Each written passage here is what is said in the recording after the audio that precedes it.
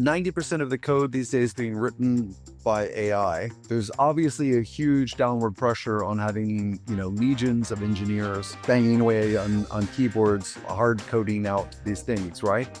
And as agents become more and more resilient and independent, less and less engineering is going to be done. Literally has an AI agent where you can say, go tell me these things, and it will show you in a digital twin, it will show you on a map, it will show you charts and graphs, and it's all ephemeral. It's all being designed and built in the moment. This is such an exciting time, right? I mean, I'm as doom and gloom as all of our jobs being automated is. Also, there is opportunity. Welcome to User Insights, a podcast series powered by UXArmy.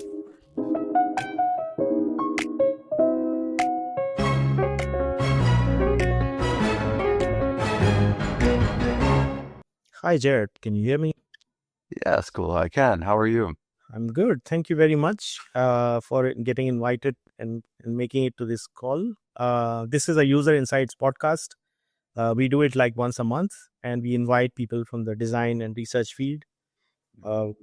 Thanks again for making it to this. It's a Monday, so it's not really the best day of the week, but I hope we can. We'll make it good. Yeah, thanks a lot. And then I'm quite curious with your life story. I've seen that you have worked in China, you have worked in US, and then you have moved to. You're finally. I'm not sure it's finally. You are in Amsterdam, which is Europe. So at least currently, yeah, I would say so. Yeah, and I also did 7 years in Vietnam and Thailand, and a year in Sweden. So I've been taking some samples. I've never made it south of the equator. Singapore actually is as far south as I've made it, and so there's a whole second half of this planet that I'm looking forward to checking out coming up. Yeah, But it's wonderful to see someone who has traveled the world so much. And frankly, you are the first ever who I'm on this podcast with when it comes to getting a person who has visited almost around the world. So it's a privilege to have you. And we'll talk about several things, but it would be great first for our audience if you can introduce yourself. Sure, happy to. So I'm Jared Huke, a founder of Daito Design, which is a UX consultancy focusing on enterprise and industrial transformation projects. We work with a lot of large energy companies, as well as other industrial and sort of mission critical UX design, which is a sort of certain practice. I'm from Austin, Texas originally. I was a physics major who ended up as a designer. So a little bit of left brain and right brain and all of that. Besides all of my travels, I do ceramics on the side. I've got a couple of young boys that keep me entertained. And currently living in Amsterdam, which is... it's a nice contrast from Texas, at least in terms of the summers.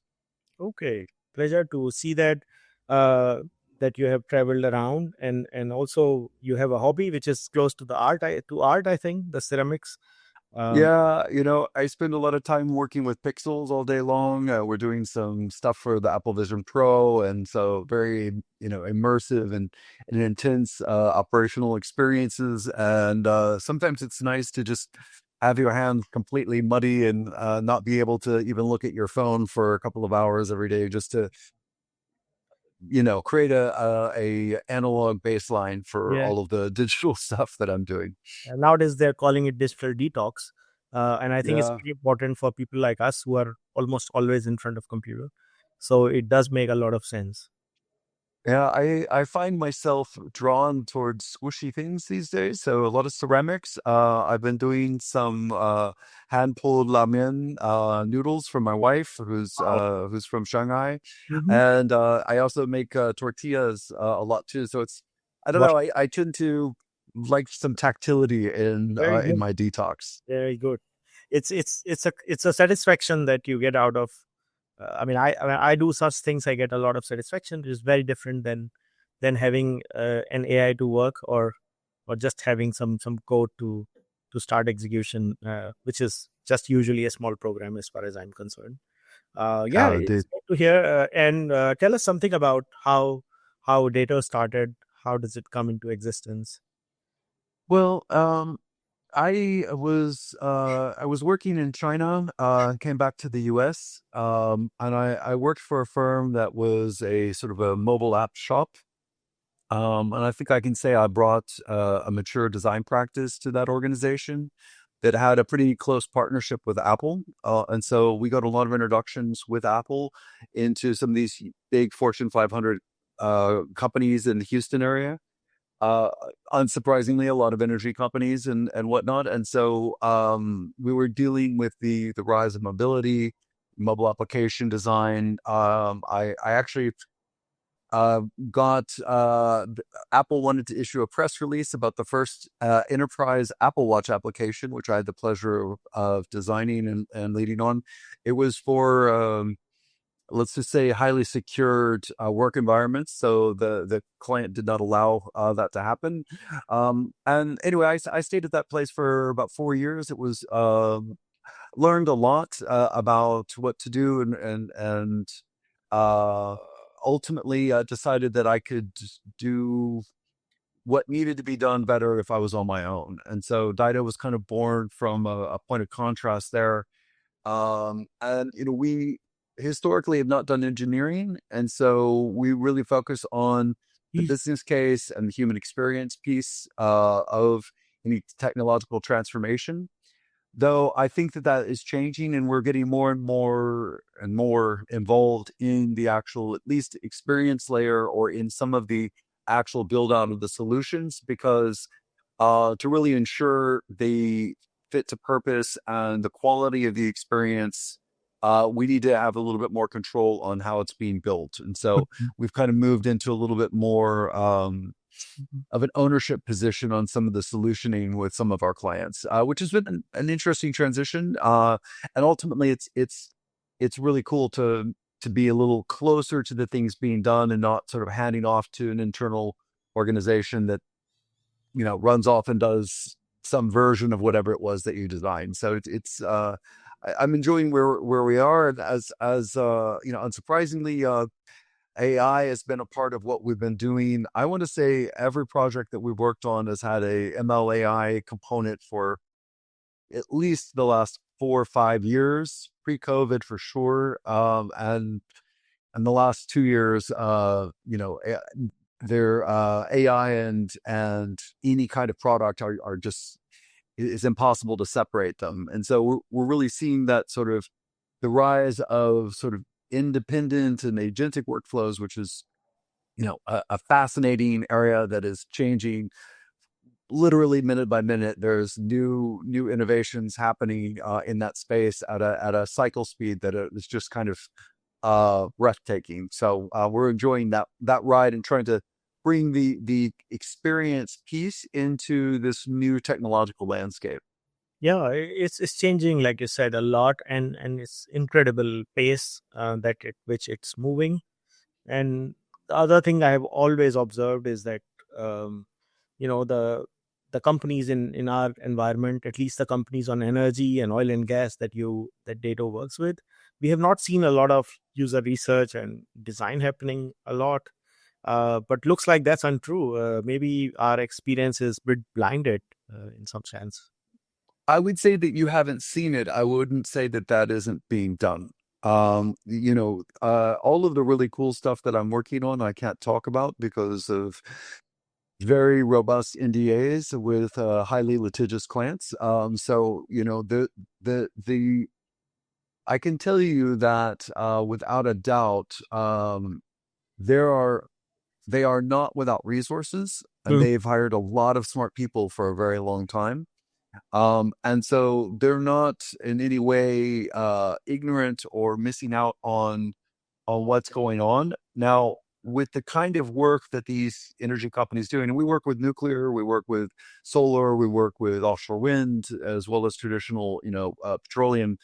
Um, they're you don't want to disrupt when you're dealing with these kind of operations, right? People die, things go boom. You really need to measure twice and cut once, which is part of why our methodology is a bit divergent than a lot of the Silicon Valley approach, which is just sort of, I don't know. I don't know what they do, but they have a 94% fail rate with their innovation activities on the whole because of this kind of cavalier attitude. And I think that when you're working with enterprise and specifically industrial workflows, there is a level of rigor that is required of your user experience work that is being transitioned into how they're designing AI systems. So we have several clients right now that are actually building agents for their core business functions. This is how they do the thing that makes them all of the money that they have. And they have been working on this for several years and many different versions of it.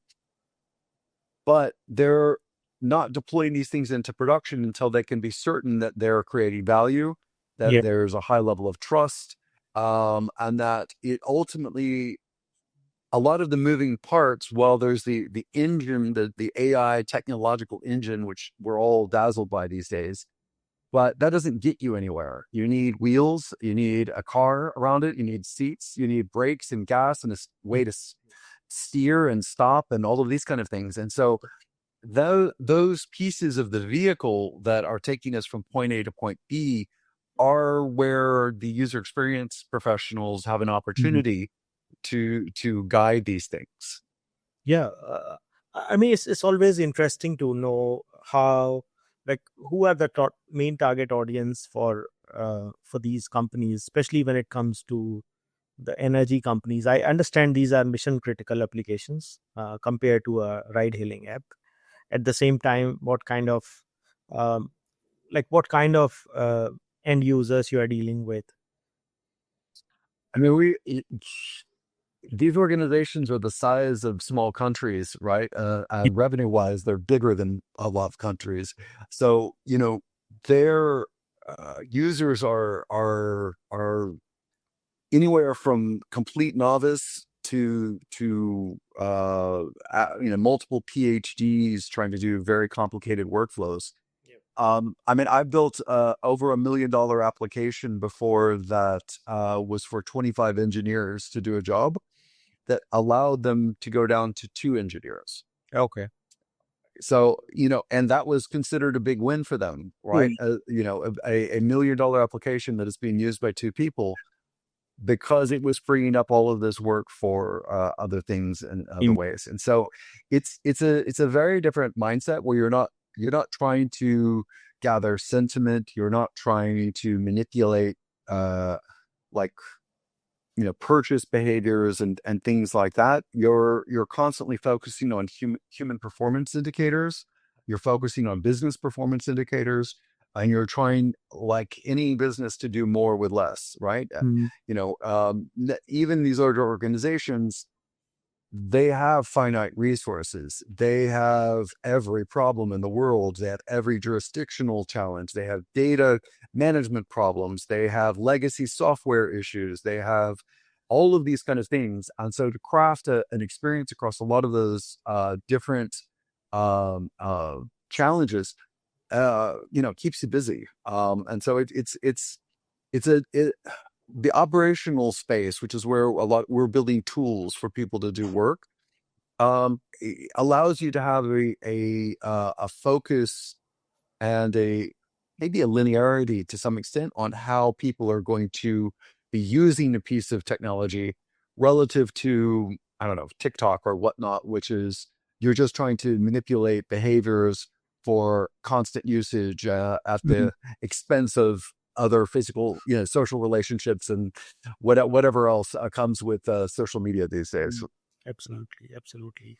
Now, talking of, probably it's a good time to transition to the discussion on the AI agent. So, I did see your description or your explanation of the AI agent and the agentic experience.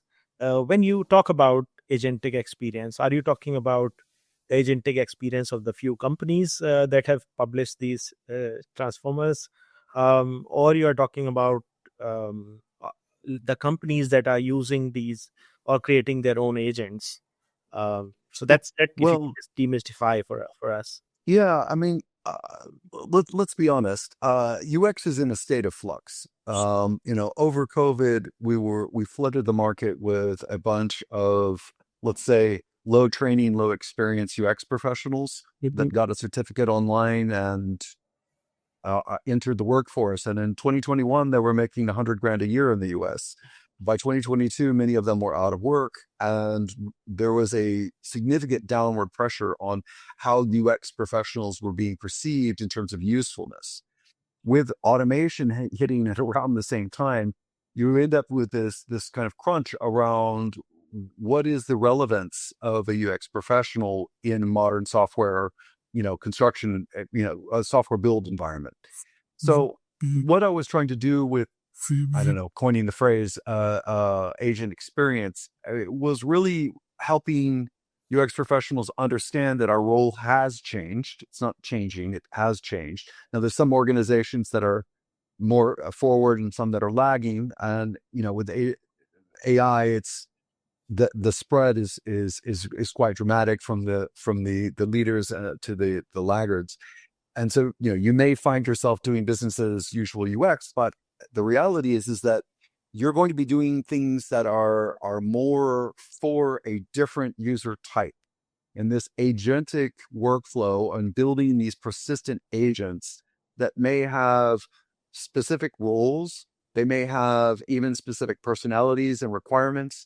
They may find themselves in disagreement or conflict with other agents from the same tech tool or from external tech tools, and quite possibly working in a hybrid team with multiple humans and multiple agents trying to accomplish work.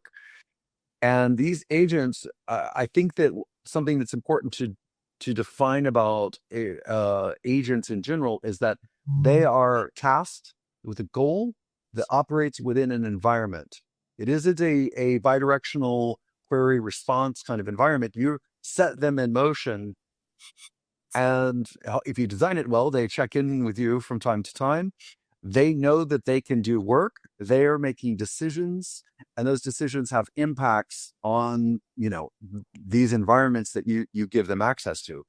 So that's pretty different than, working through user requirements, aligning against business goals, unifying stakeholders, cranking out some flows, breaking out some screens, getting those hard coded into an application that doesn't have a lot of dynamism. I mean, the agentic workflows, if it's really well designed, doesn't have an interface other than maybe a conversational interface, right? Occasionally that AI may be able to generate a dynamic interface for you as needed. Here's a graph, here's a table, here's a map, or some other output that the agent will be able to generate. So this environment begs a lot of questions about what does UX do? How do we help build more performant agents?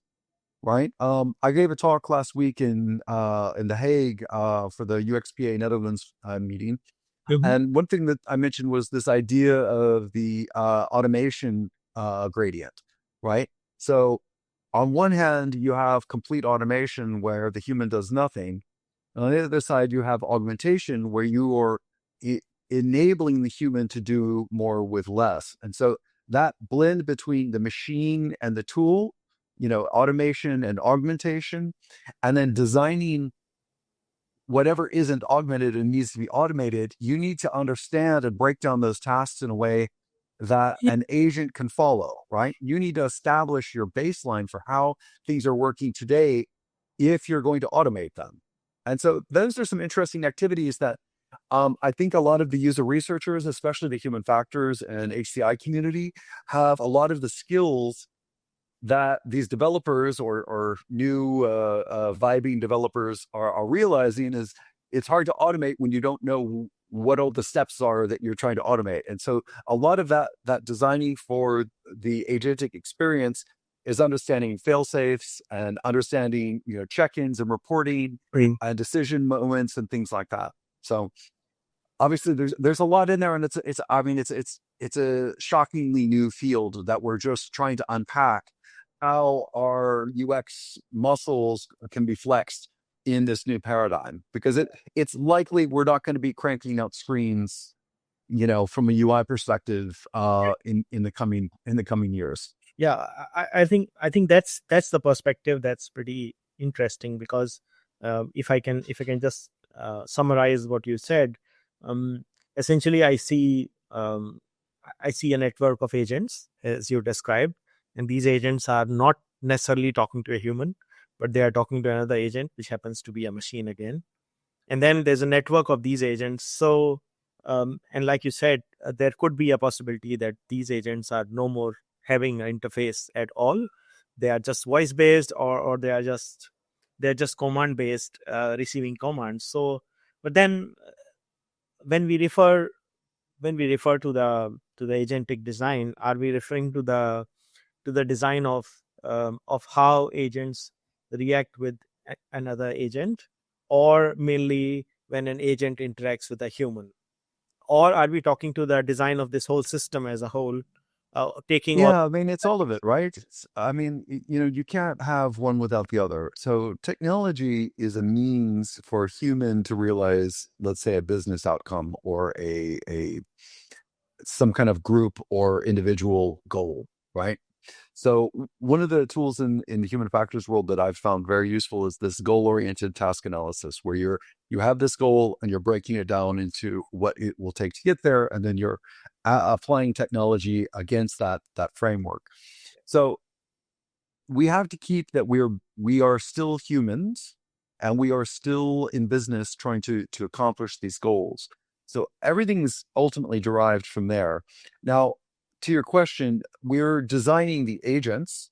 So what does the agent do? What is the role of the agent? What does the agent have control over? These tools like Gumloop and Wand and whatnot, there's a lot of these tool builders now where you can crank out your own agent pretty quickly. The one I saw a couple of years ago that was fascinating was Chat Dev, where you had multiple ChatGPT 3.5 agents working together to build software, and they could build it faster by being broken into different roles and collaborating than the same technology doing it by itself. Yeah. So these agents, and because I don't know if it's derived from this large language model or exactly the mechanics of the AI engine that is enabling this, but essentially with language, collaboration is a fundamental piece of that. So how we're designing these collaborations between the humans and the AIs is very relevant. How we're designing their tools that the agents actually use. So Apple, who's obviously having their challenges with AI, though, having a couple $1 trillion in cash, I feel like they'll figure it out. Yeah. They had an interesting concept, which was application intents. Mhm. And what this means is it is something that would tell Siri, but everyone's devices doesn't wake up, would tell Siri how to find out what the weather is. Go to the weather app. To find out what to check an email or to book a car, it would go to Uber or what have you, right? So it's essentially an API, but framed in a way that an agent can understand. That it's not a hard, just application interface. It's like an agentic interface. And so the redesign of some of our traditional software where the agent can use it is a very interesting space as well. And so I think that when I talk about agent experience, right, it's the context for which an agent exists inside of an organization, how you manage its goals and performance, and how you are enabling the agent to accomplish those goals. I think at the very simplest, that's sort of the foundation of what we're seeing are some activities that UX professionals absolutely can participate in, should even, I would argue, compared to engineers or business people, are going to be better at breaking down these tasks, and are going to be better at testing, is this working as we expected? Like we automated 80% of our business. That's great. For the 20% of the people left over, how is it working for them, right? And how are these interactions being designed? Because if you don't do it intentionally, you get what you get. Yeah, it also brings a, a collaboration issue, because because today, even if we are practicing agile or whatnot, even with that, agile, safe, and so many methods, but in all these methods there is a certain handover where a design sprint hands over to the development sprint. Now it seems the other way around, which means that everything is kind of completely inverted. So it's like first the human element comes in, which has been tried, by the way, since quite some time, but it was never possible. And then the technology comes in, or both start hand in hand. So there are certain options, but it's not clear which. And obviously it's not clear, because it's as clear as it can get, or as fuzzy as it can get at this time. But what are the trends you are seeing in this space, where what's the role of designers versus designers and researchers versus some people who are totally in the technical or software field, and the architects, so called? Yeah. So if you're interested in my critique of Safe Agile, I did write a book on it that's available on Daito's website for free. And the interesting thing about Safe Agile is that it actually only mentions the user. For the release of Safe Agile in 2023 in April was the first time they mentioned design thinking as the end all be all for UX in the Safe Agile framework, which I find, or Scaled Agile framework, which I find to be let's just say a missed opportunity, to say the least. So I think that, I mean, with 90% of the code these days being written by AI, there's obviously a huge downward pressure on having, legions of engineers banging away on keyboards, hard coding out these things, right? And as agents become more and more resilient and independent, less and less engineering is going to be done. And I think I thought we had a little more time, but I think that the UI is also falling very quickly. But with things like Lovable and some of these new tools, man, it's just it's one day to the next. Whole sections of the economy are just kind of evaporating. Yeah. What I do think is very important, and this is at least until the robots really start going on the march, which I think we have at least another couple of weeks on, um, is the requirements gathering and the evaluation of performance. So this is where, at least the way we define research at Daito is really around the narrowing of the scope, the reframing of the question, the analysis and prioritization of requirements. You need to gather data for, let's say, even if you're using AI to interpret your user insights, you're still going to need good gathering, right? You're going to need good sampling. You're going to need good documentation, because the introduction of bias is where software projects go horribly wrong. So I think that the user researcher, who had a lot of pressure on them, in terms of downward pressure with the automation. I think especially with things like contextual inquiry and any in situ research is becoming increasingly valuable. The UI designer. I mean, we're working on some products right now, and we're seeing that the trend is towards automation in UI design. I got an email a few weeks ago from somebody who said that they would code me an MVP, including UX and UI, for $499. Wow.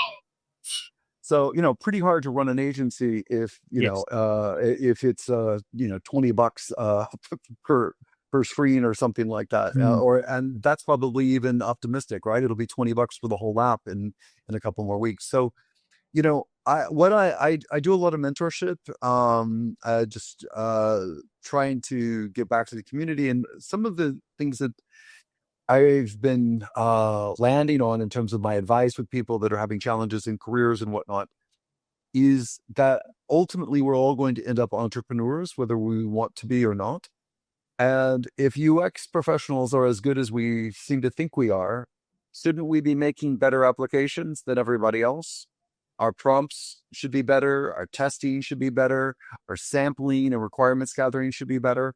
Mm. So I feel like with the way, the CEO of Microsoft said SaaS is dead.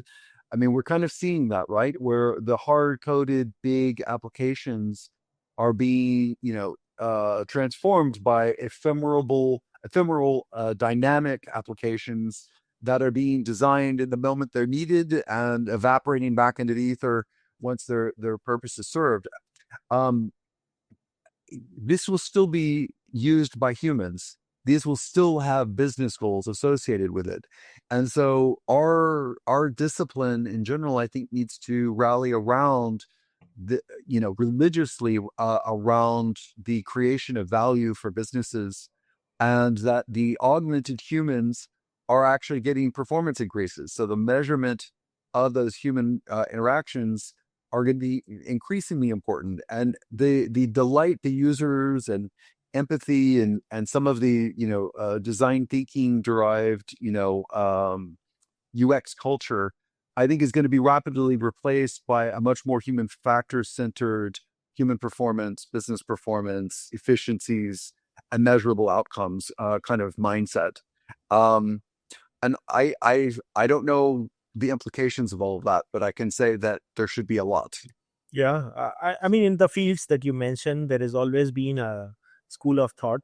Of late, there has been, it's gaining a lot of traction. That, and like you just mentioned, um, like out there, everybody out there will be an entrepreneur. And unlike today, where the VCs are after, how many millions you can raise, and how much revenue can you raise every month. I think it's about the school. There was one school of thought that the VCs may not exist, and what may exist is the entrepreneurs, like you said, and the entrepreneurs will be happy with making, like, let's say, 10 to 20 million ARR, and that would be the thing. And it, to some extent, if you go back to the time where computers came in, at that time it was like we used to pay for getting a Word document done. And after the computers became popular, it became a mainstay in everybody's place. Then we were creating those documents ourselves.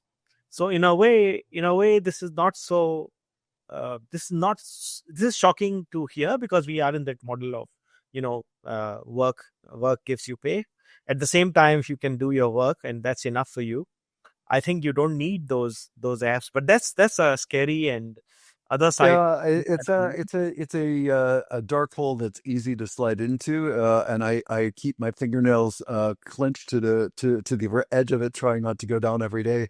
I would say it's important to remember that when the printing press came out, the scribes in Italy rioted for a decade, Mm. burning villages and all of this stuff because what are they going to do with this without the scribes? And I don't think we cry for the scribes very often these days, or even remember their struggle. And the end result will be probably quite pleasant in a you know highly creative, highly innovative, work free or work light, or choice moments of work for humans. The gap, the change management between our entire society made by employees doing a job, and all of us being wise entrepreneurs indulging our wisdom at a moment's gesture. That transition might have a couple of bumps on it, I suspect, Yeah. and I don't even hazard to suggest that I have an idea of how that transition is going to go. I'm hoping to participate on whatever the winning side of that is, but Yeah. I can tell you it's an exciting. I mean, if you think about it, 3 years ago, nothing had changed with mobile platforms in years. The iPhone was boring and all of this stuff. Now we have the Vision Pro with infinite canvas and gestural controls and 4K in each eye. I mean, it's a beta product, but it's amazing. I don't know if you've had a chance to try one of these things, I but had a chance to try it, and I think it's mind-boggling, except for the weight. the ability to Yeah, create. it could use a little, but Apple does thin pretty well over time usually. So I'm confident that if anyone can find 100 grams to pull off of that, it'll be somebody in Cupertino. But you know, this device and all of the copycats that have now come out in the last 3 or 4 months, which is always a good indicator that they're onto something. Is the shovel for this AI gold rush, right? Yeah, The fact that we're sitting at a desk looking at tabs right. on a browser, right? Like, I mean, I was there, Mozilla, like websites, 1993, 1994, when there were only a few thousand websites on Earth, right? Right.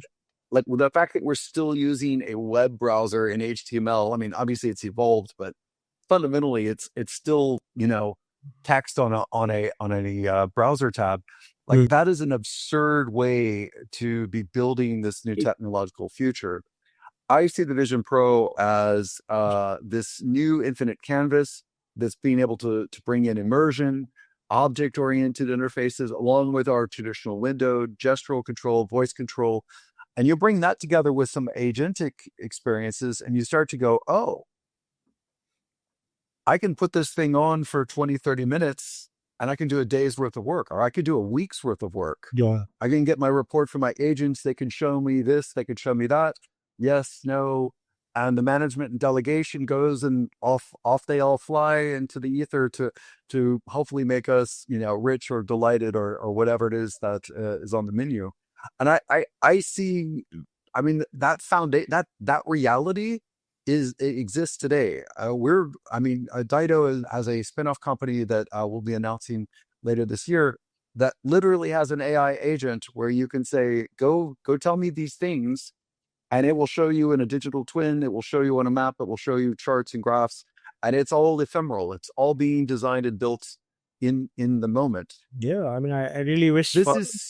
is such an exciting time, right? I mean, Exactly. I'm as doom and gloom as all of our jobs being automated is. Yeah. Also, there is opportunity. Yeah, there is certainly a role to play for us, because a machine is a machine to a large extent.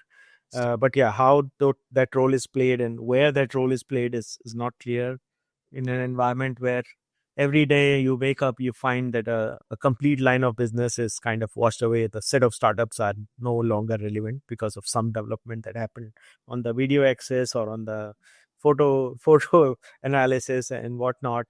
Now coming back. Photo rendering. I mean, ChatGPT for 4.0's image generation that they launched, I guess, about a week ago. I don't know. I Yeah. can't keep track. I mean, you can give it very specific prompts, Mm. and it is doing text in images that Yeah. are, studio quality renderings. And I mean, I'm just shocked. And this is, again, we're still in the understanding of the implications of all of this. Yeah. News, shocking. The curve is still going up. We're not even beginning to plateau. It's just, it keeps every day. It seems as though the acceleration is accelerating, Yeah. and that, yeah, I Yeah, in fact, it's mind-boggling, and frankly, the way every day, especially the fields like SEO and digital marketing, and all this video production is getting impacted. I think in translations, although they are not there yet, but you can see the advancements happening at a speed that was never thought of before. Well, and that's where I think spatial computing plays a very interesting part, right? Where you're all of a sudden having, potentially real-time narratives created for you on the fly, generated and gone, and, and experienced. We're on a UX podcast, right? So, the experience part and the user part are still relevant. Absolutely. Now, maybe a lot of this will be built into the machine, and accessibility, usability, localization, all of these kind of things, personality calibrations will all be done dynamically, and we won't have to be, slogging away, hard coding and testing and learning how people, do all of this. We may move to a time where there are no more buttons. you Yeah. know? That's kind of mad to think about, but I mean, has anyone really like, are we in love with buttons? I mean, it's a big change, right? I mean, we've had buttons, since the, whatever, the 20s or with first radios and all that, right? I mean, buttons have been our friends for 100 years, but, maybe it's okay. Maybe like I don't know. Maybe all of the scribes got jobs at printing presses and and bookshops. I don't know how the history of that all worked out, Yeah. but I do think that the user and the experience are still very relevant. And our roles with those things may change, the tools may change, but at a certain point, there's a human intuition piece where our expertise and our insights will help us guide whatever the team is, whether it's an agentic team, a hybrid team, or all human team. We will be the ones that should be guiding towards these goals and evaluating how these goals are being met. Um, and so for me, the job is changing day by day, but Yeah. the goal remains the same. Exactly. Yeah. And I think the biggest shift can be, which will be for good, if like we started from being hunters and gatherers, and now we are like every day trying to improve productivity by X%. I think that pursuit is endless. So if so, I would say AI as a in terms of blessing in that sense, provided it goes there. And of late, I have seen Sam Altman and couple of other AI leaders have come back with this kind of theory, at least that this is where they want the world to move towards, to where you can do more valuable things and not spend time on just becoming efficient every day, and teams being formed, organization being restructured, people being laid off every day, every year, twice, and this kind of thing. So probably we are heading off to a better world in essence. That's the theory, right? I mean, we do have a little fascism and stuff like that on the side just to make it interesting. But, if you think about all of the hours that every human on Earth at some point has probably spent typing things in Excel, and if we had all of those hours back dedicated to spending time with our families, Yeah. art, or cooking, I suspect the world would be more interesting if Yeah. we're not just plugging away at typing memos or giving presentations of quarterly results and all of this stuff. So, but again, the point B is all interesting. It's the segment AB that we're trying to work out how linear that is and what those disruptions look like. But I mean, I guess after COVID, we've all got a little bit of experience with, a global disruption and chaos. So, Yeah. in this time, we don't have to wear masks everywhere. So Yeah. that'll be nice, or at And least this hopefully. is, yeah, and this is way more gradual as compared to COVID, where everybody was kind of locked inside the home, getting used to a new lifestyle, where you just have to do everything online, which was never even imagined sometime. Well, it's more gradual today. I don't, I think that there's many scenarios where you can start to see a global seismic shift happening very quickly. Because I mean, if you start to think about the dependency chain from, I need to go to work, right? And you scale that to 3 billion, 4 billion people that Mhm. currently need to go to work or something like that. Yeah. In land knowledge work, maybe that's 2.5 billion or Mm. something like that. I don't know. And all of a sudden, the car that you drive to work or the apartment that you need in the city or on like and the restaurants and supermarket, like all of a sudden the ripples get pretty I don't know. Again, like it's hard to not become hyperbolic on this subject and not start seeing this disruption as going, man, this is really going to shift a lot of things around simultaneously. So Indeed. I hope that and this is sounds pretty futile, but I hope that there's people in government and big businesses that will somehow guide this transition to make it smooth for those 2.5 billion people that will be, sort of most intimately affected over the next, let's say, 5 years or so. And yeah, I'll try to be optimistic about that. Yeah, I agree. And interestingly, I mean, the challenge that governments have in policy making and governance is much bigger than the challenge probably we have as techno people who are in technical field. Because those are the things that would define a lot of things. The outcome could be obviously pleasant things to do with, for example, if people who transition to cities just to make a better living, don't need to do that. So to a large extent, we may automatically solve the problems of climate change, for example. um, but then Yeah, I that's mean, if everybody stops working so much and traveling around so much for work and buying suits and pay air conditioning offices and like yeah, the implications are really I don't know if infinite is the right word, but they're far reaching in terms of all of this, right? And I mean, we saw with COVID, blue skies and quiet cities and things like that. And I feel as a designer for 30 plus years now that my duty is to improve the human experience wherever possible, to leave this planet in some ways better than I found it. I think that with AI agents, mankind,